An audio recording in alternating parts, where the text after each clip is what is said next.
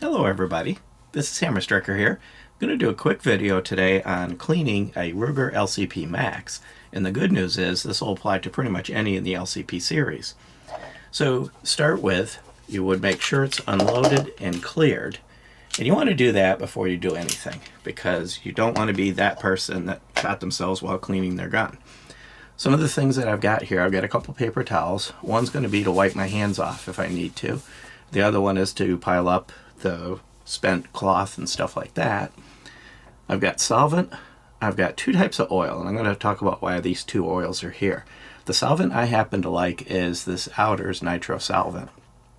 It tends to work pretty well. I tend not to use gloves. A lot of people do. That's kind of up to you. It'll snag on the brushes and stuff like that, and they usually end up tearing before I get too far with them, so I tend not to use them. And then this is the Outers oil. I don't use much of this. I wanted to show it to you because this is the pair that you would get, and it is a decent oil and it works well. What I tend to prefer is to use the Super Lube because it's got a Teflon base on it. So even if it dries out, it does leave some lubricating capability, and it's got this little precision oiler tip. So the combination I usually use is the solvent and this as the oil. I've got two Glock cleaning rods. They come with every Glock. There's others out there like them. The thing I like about them is they're plastic, so they're not going to scratch anything. They've got a little hook here to put your cloth in, and they will hold a brush on the end. Now they are designed for the Glock brushes, which surprisingly have a different thread, but these will thread in after you've threaded them once or twice. And notice these are brass brushes, so they've got a brass, everything is brass, and then bronze for the bristles, so that this is softer than your barrel. So if you scrape this up across your barrel, the barrel's going to damage this versus the other way around. But you can use anything you want, but with these being plastic, easy to come by, they work well. And then I've got a channel cleaning tool. It's got a kind of a thicker on one end and thinner on the other. And this comes in really handy for getting into the channels in the slide, as well as pulling pins and things like that out. And of course, check your work. So that's what I've got here to clean it. So to start with, to get them apart, and these all work basically the same. I've already cycled it to clear it. Don't pull the trigger on this. You have to pull this pin out. The easiest way I found to do it is to use my thumbnail to pull it out just enough that I can get it with that channel tool. So I'm just going to put my thumbnail under it and pull it out. See, it kind of sticks out a little bit. It's not flush with the gun anymore. Now I can take the narrow end of that channel tool right there, get up in that where it's sticking out, and pop it free. Pull it out of the gun, separate the two halves. You can work on just the frame and then go to the slide, but what I tend to do is I just go for full disassembly. Now this guide rod is not captive, so make sure you hold on to it. Kind of pinch it with your finger so it doesn't go flying apart. But you've got the dual spring and the guide rod, and we'll be dealing with that in a second. And then the barrel. So what I'd like to do is, you notice I had two different size patches. I've got the smaller ones. These are caliber appropriate, so these are meant for 9mm. These are actually 410 patches. These work really well for cleaning everything but the barrel. So I'm going to start with that, and the easiest way to do this is to put your finger on it, turn it upside down, and just move it across, and do that a few times. You notice I'm getting a little bit of wetness on it, so now I've got kind of a wet cloth. And one thing to note about for caliber appropriate, the caliber, you would focus on the diameter of the bullet. So for a 9mm and a 38 are close enough to each other that whether your brush is meant for a 9mm or 38, it's going to work. Same with 40 and 10mm, things like that. What you don't want to do is be shoving a 45 brush down a 9mm barrel because it's just going to beat everything up. So 9 and 380 would use the 9mm brush. So the first thing I'm going to do is I'm going to clean the rails. And the way I do that is I just take my fingernail on my finger and I pinch it. And I run it back and forth, and I clean all of the rails. And I clean the fire control group. And then I'll clean down into the mag well. On a double stack, I can actually drive it with my finger. On a single stack, you kind of have to drive it through with the brush. But all I'm wanting to do is get any residue out of there. And if you have anything up in here, you want to make sure you get to it as well. So now the frame is clean. Now this outer solvent will leave a little bit of an oil residue, kind of similar to the concept of a CLP. The problem you find with the CLP concept is they tend to be better at the cleaning part than the lubricating part. So that's why I'm going to use a separate oil. So I've got the frame cleaned. Now I'm going to clean just the outsides of the barrel. So I'm going to clean around the barrel. And I can, unless this patch has gotten absolutely disgusting, I can use it for this type of thing because it'll pick up quite a bit of dirt before it would begin to redeposit. And make sure you clean the barrel lug, clean the feed ramp. So clean that. Then I'm going to move on to the slide.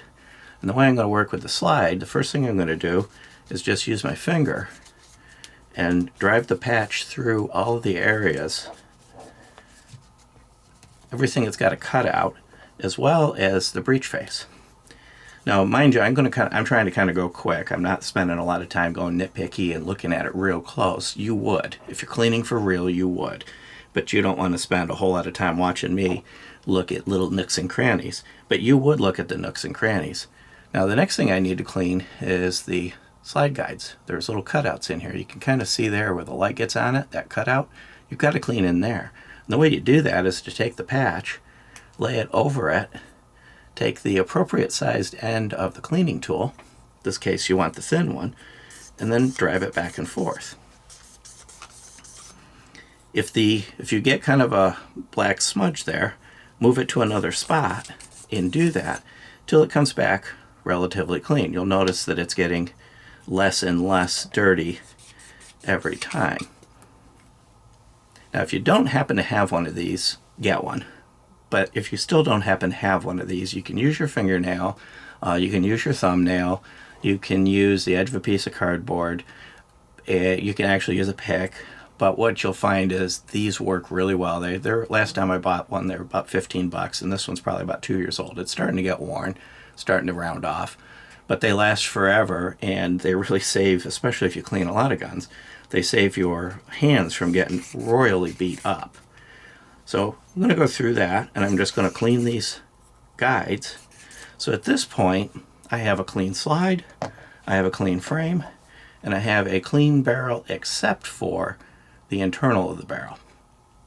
Now what I'll usually do is I'll take this 410 patch and just stick kind of a corner of it over the corner of the chamber.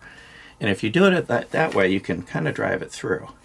I'm going to drive that through once, and then it's done. So that patch has been used. Why did I drive it through there? I want to try to keep my brush as clean as I can.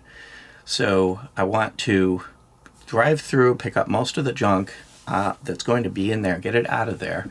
Now the barrel's reasonably clean, and then I can use the brush to clean it. It doesn't really matter which way you go. As a rule, I tend to, when I can, I go from chamber out.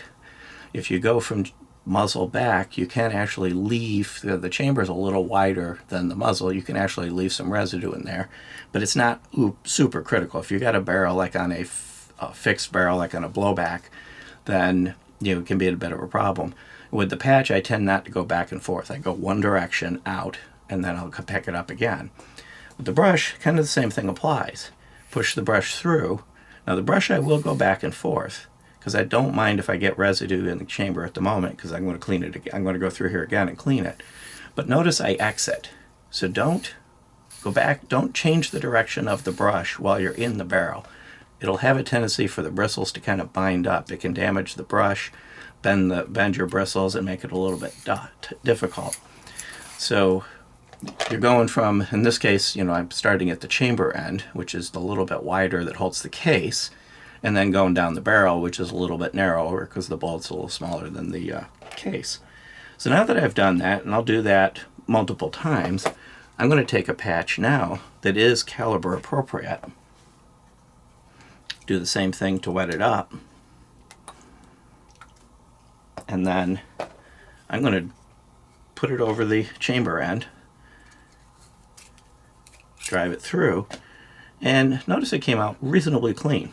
So I'm going to drive that through again, and it didn't really get any dirtier. So most likely I've got this barrel clean. And wondered why the little stick was here, so I could take a look and see that yes, I got the barrel nice and clean. One of the things you look for is if you got lead residue stuck inside of the rifling, you'd want to clean that out, and that you go back at it with the brush.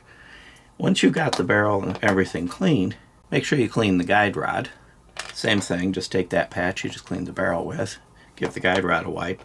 You can clean the springs if they get dirty, but I don't often because they usually just snag and they tend not to get that dirty. By the way, if you did have, when I had the thing in here, if you don't get the barrel clean, it'll look like specks of dirt, it'll look like a gray film. It can even look like scratches when in reality it's just dirt. So at this point I've got everything cleaned. So I'm going to put the lid on this. It's real easy to knock these over. Next thing you know, you've wasted 3/4 of a bottle of it. And I'm going to put this away because I really don't need it anymore. Now it's time to oil. Most guns don't require a huge amount of oil. And of course you're doing that. I probably should have mentioned this at the beginning. You want to do this in a well-ventilated area. You see this mat. This mat is designated for cleaning. I only use this mat when I'm cleaning. I don't use it for anything else, so I'll take it away when I'm cleaning because it's impossible to get this perfectly clean. I'll take this away when I'm going to use the table for other things. So there's a few things you oil. You oil those guides that we cleaned before. And basically what I'll do is I'll put a drop of oil in the guide in 2 to 3 places. A long slide will get 3, a shorter slide will get 2, and I do that on both sides. So I'm just going to do that. It's going to be hard for you to see, but all I'm doing is taking the tip and picking a spot on that guide and dropping a drop of oil in it. And then I'm going to do that on the other side.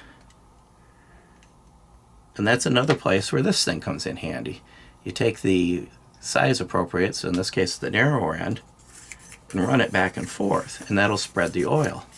And I'm just running it back and forth inside that groove. So now the oil is somewhat evenly spread. You can use your fingernail, you can use a pick, you can use a toothpick. There's a lot of things you can use, but again, these things are really handy. Similar to the guides. So you want to put a drop of oil on each one. Super long ones, sometimes you'll need another drop, and then I just take my finger and I run it back and forth so that I've got a nice coating of oil, but it's not dripping wet. Try to avoid squirting oil into the fire control group. I will sometimes take in with the oily finger from just having wiped it, I'll wipe the hammer, because then when it cycles it's easier to reset the hammer. And then I want to lubricate the body of the barrel. So I'll take a couple drops and then again wipe it with my finger. And if you don't want this on you, you obviously could use gloves. You may end up going through a couple pairs because you may tear it during the cleaning, but then you get a fresh pair for the oiling. And then a little drop in here, because this pivots, and this pivots as the gun cycles. So this hook area right in here, you need to get a little bit of oil in. Don't oil the chamber, don't oil the feed ramp, don't put any oil inside the barrel. At this point, I'm going to drop the barrel back into the slide. And same concept, I'm going to put a drop of oil on the guide rod and then just wipe it on there and then put the springs back on so that I can put the guide rod back in. So now I have a reassembled slide that is properly oiled. I'm going to put it onto the frame, and then the one piece, and here's where the wipe your hands came in. One piece I did forget to mention to clean is to clean this pin. And you should do that while you're in the cleaning phase. Put a drop of oil on it, wipe it, because that's part of the pivot block for that barrel. Line these up, put the pin in the hole, and just push it through, and it should just snap through. And now it snaps, and the big thing is to make sure that it is flush. So see, it's sitting flush with the gun, and the gun functions correctly. And then usually what I'll do is I'll take my slightly oily hand, give the slide a wipe, and now I've got a nice nice clean outside of the frame and slide. Most of the frame doesn't need to be cleaned regularly unless you've gotten it dirty or it's been in your pocket or it's been your carry gun and it's getting a little bit on the disgusting side. The slide itself, I just wiped clean as I did it. You can use the solvent material. Depending on if you've got special coatings and paints and hydro dips and stuff like that, you may want to be a little careful with it. But as a rule, what you're cleaning after a range visit is the internals, and most of what gets on here will just wipe off. If it doesn't, use the solvent, or if you've got to get a special coating, use an appropriate solvent for that special coating. One thing with videos like this, sometimes it's a good idea to watch them twice, so you're almost at the end of watching it the first time through. Watch it through the second time, because now you can focus on things that you might have missed. Make sure you don't miss any details. Hopefully this helps. Beyond that, if you like our videos, please give us a thumbs up, share, subscribe, click that bell up there to be notified if you do. Check us out on Facebook, Instagram, Player, Rumble. We're pretty much everywhere. And thank you.